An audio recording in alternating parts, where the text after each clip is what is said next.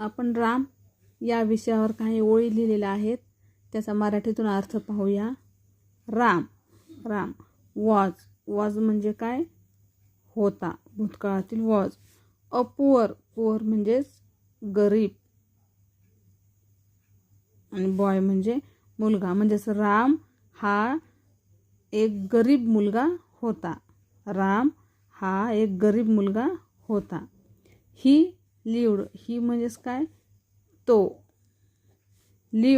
Live म्हणजे राहणे, lived म्हणजे राहत होता. ही लिव्ड. कुठे राहत होता? इन अ स्मॉल म्हणजे लहान. ब्रोकन म्हणजे तुटलेल्या. ही lived in a small broken house. तो एका लहान आणि तुटलेल्या घरात राहत होता. हिज म्हणजेच त्याची किंवा त्याचे. हिज हा शब्द रामसाठी आलेला आहे. हे झाले प्रोनाउन म्हणजे सर्वनाम झालेलं आहे.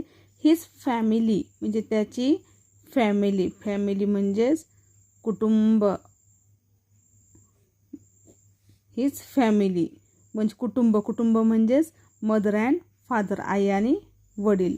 वॉज त्याचे कुटुंब होते. कसे होते? व्हेरी पुअर खूप